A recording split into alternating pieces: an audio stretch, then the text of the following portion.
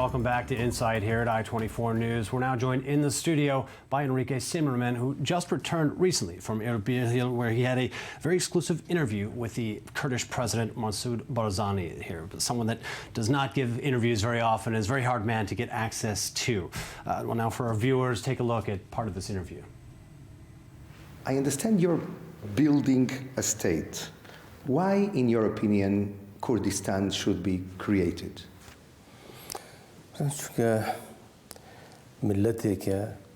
Unfortunately, as you know, the Kurdish people have a long history of being oppressed and deprived of their right to have a nation.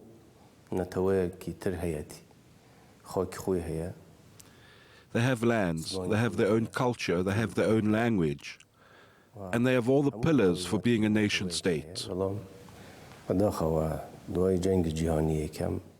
But after the First World War, that right was taken from the Kurds. Now we can see the Sykes-Picot Agreement are dying in a way. What will be the new configuration of this area, really?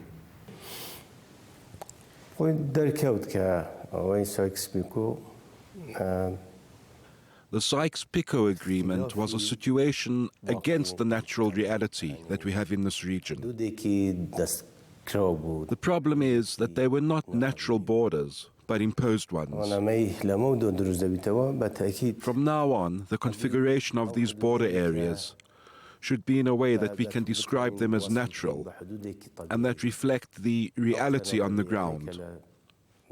So let's wait and see how this configuration is going to be. What will happen in the future to countries like Iraq and Syria? It's a difficult question to say what will happen to these countries. What is clear from here is that the situation is not going to stay as it is. But how it will end up is not clear. So let's wait and see how the developments turn out. In Europe, in the United States, in South America, there is a great concern because some foreigners are joining ISIS. How do you see this phenomena, sir? For us also, it's a big question. It's expected in the Middle East areas because of the background, because of the failing governments in the area that are making people sympathize with the violent and with the extremists. But for us, this is also a big question of how the original European people have been converted and then brainwashed to come and cross the border areas and join these terror organizations. Most of them were killed during the operations. There are reports that they are original Europeans, not those who got citizenship. So for us, how they managed to do that and how they have been brainwashed is a big question as well. What countermeasures and policies would you suggest to Western and Arab countries to adopt in order to counter the jihadi threats, especially the one of the Islamic State? This is not only a military war. It has a multi-faced strategy, and there needs to be a collective ideological war against them, a financial and economic war against them, and also to stop the fighters and take control of the areas they reached. But it also requires collective action, and no one should deceive themselves that this could be used as a bargaining card against other states, because we are fighting against all of them. Sir, how does the Kurds see the future of the current Iraqi state, basically in terms of the three groups, the Shiite, the Sunnite, the Kurd relations? Should we expect a new map in the Iraqi state?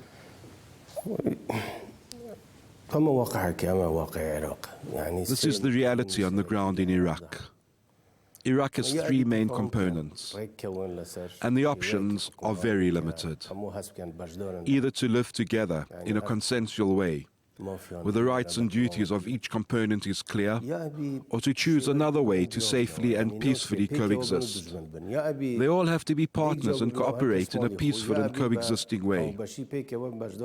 And now, with this new Iraqi government, there is a new environment where there is more cooperation between the parties.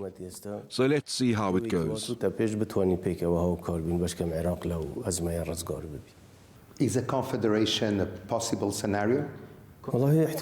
Maybe this will be part of a successful solution. Are you happy enough with the international cooperation? I understand there are 60 countries in the coalition. Is there something you want to ask to the world?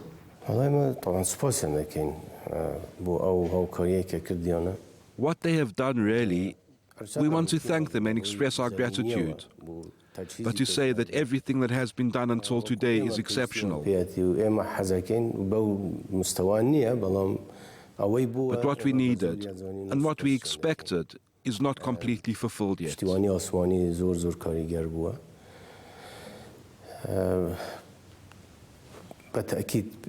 I am referring especially to the issue of equipping the Peshmerga forces on the ground with all kinds of weapon systems that we need in order to combat on the ground. And you expect boots on the ground? Do you expect a help of soldiers also from the coalition? Or it's enough with weapons? We haven't asked for boots on the ground. Again, we're back in the studio here with Henrique Cymerman, fresh back from Erbil. I have to ask you again how you got access to President Barzani here. A very hard man to get access to. Yes, you're right. I mean, until I think the last moment, I didn't know I would meet him. I knew I was invited by him, but I was not sure. And actually, at midnight, the day before, somebody came to me to say it was impossible to see the president.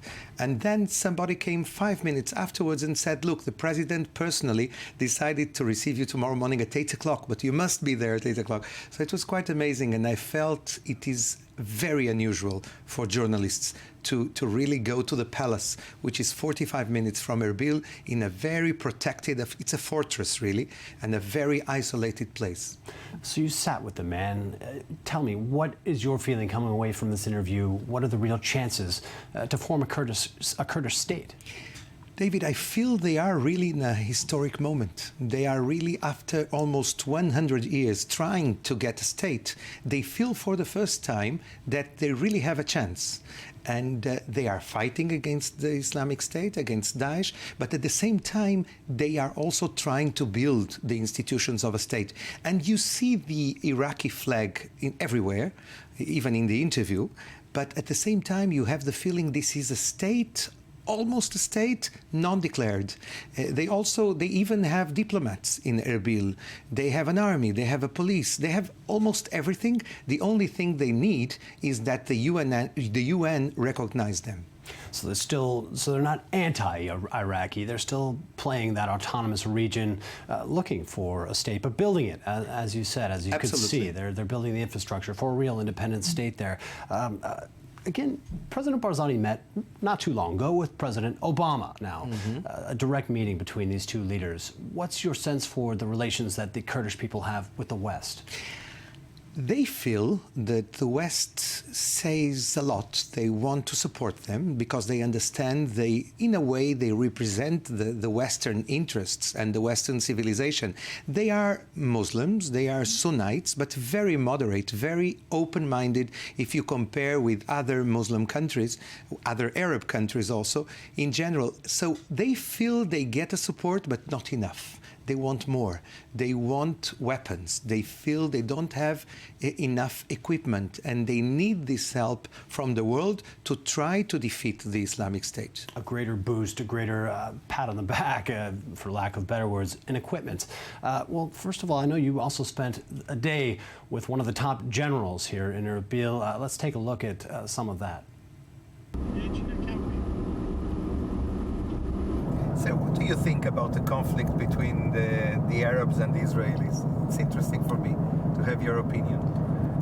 The conflict of them, I think, and sometimes even the Palestinian, the political people in Palestinian, they can solve the problem with the Israeli.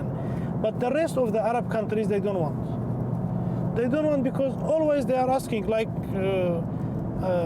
Assad regime says, always, there is a big enemy, there is Israel, they are just keeping quiet the people to do, thinking about the democracy, the living, the peaceful. So they continuing to push their people. So there is a big enemy, there is Israeli, and there is a Jewish, there is very dangerous people for nothing. So they don't want to solve the problem in Israel with the Palestinian, to continue with this, to lie to the people, This is the problem.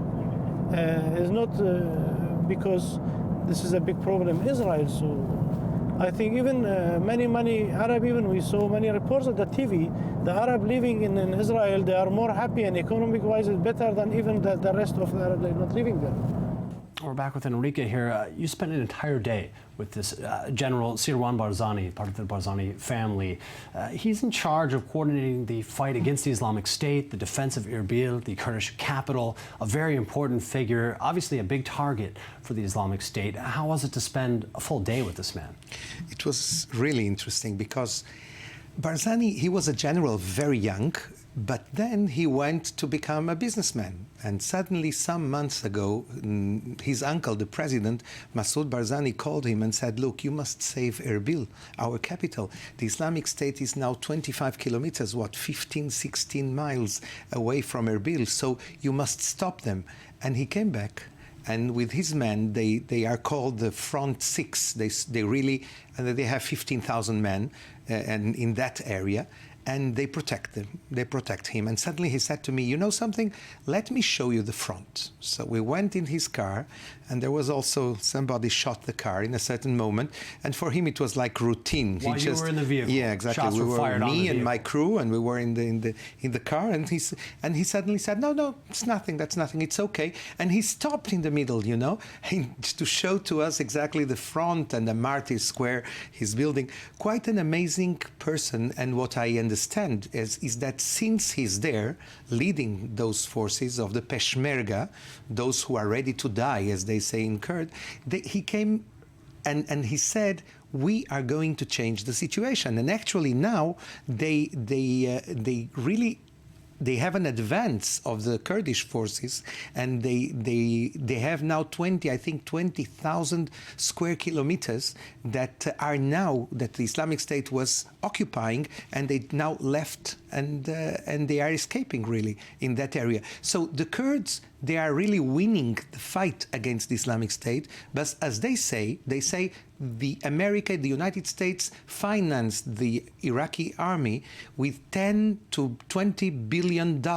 And now all these equipments are in their hands. They have tanks, they have planes, they have everything they need. So it's not enough for us having drones and planes from the United States and other Arab countries. Even Jordanians are also attacking the Islamic State every night. They showed to me some pictures, amazing pictures that are in our report also, how the drones attack every night the Islamic State bases. But they say it's not enough. We don't want soldiers, foreign soldiers. We want equipment. That's the main message. In the short time we've left for this segment, he mentions ties. He talks about Israel here in this. I mean, what are the Kurdish-Israeli ties? Where do they stand? There were, as you know, very important historic relations with Mustafa Barzani, who was the president in the 70s, in the 80s. Today, they feel that they have the same interests. They are fighting the same fight, and really, they want more cooperation with Israel. Very interesting. Well, we have one more segment here. While you were there, you interviewed a female journalist from Kurdish television here. Well, let's take a look at that. What do you say to the girls in Europe, maybe in Britain, maybe in Spain, in France, that think about joining ISIS? Do not come. I will tell them to not come, to never think about coming, because they lost themselves. Why? They do not accept women. Even in ISIS, they said, if you are being murdered by a woman fighter, you will never go to the paradise.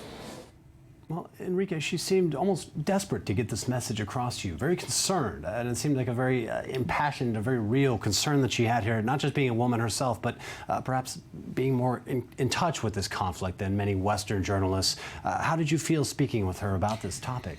It was her initiative. She wanted to give this message to the girls coming from Europe, from the Arab world, to join the Islamic State, maybe thinking about a wedding with a jihadi hero. And she was saying to them, don't come, it's a mistake. You'll become like a sexual slave. She told me amazing, cruel stories about tortures, about raping, about all kinds of attacks against dozens of thousands of women, Christian, Yazidis, and others. This girl, this Ghaziza Bapiri, this journalist, she came from Iran. She's Kurdish, and she's really fighting. She's expressing rage, as many Kurds do, many Kurdish ladies do today in Erbil. But also, you don't forget, some of the main fighters in the Peshmerga forces are women. They are there in a way, they are fighting both for women and for their people. And they are fighting for emancipation. From all sides, men and women. Absolutely. To this cause. Henrique, fascinating story. You brought us back here from the Kurdistan region here, the autonomous region, Erbil, the capital. Again, you met with an impressive list of characters out there, the least of which the president, Massoud Barzani of Kurdistan. We appreciate you bringing us this story. Thank you very much for your time. Thank you, David. It was a pleasure. And thank you to all of our viewers for being with us here on Insight this week. We'll see you again next week.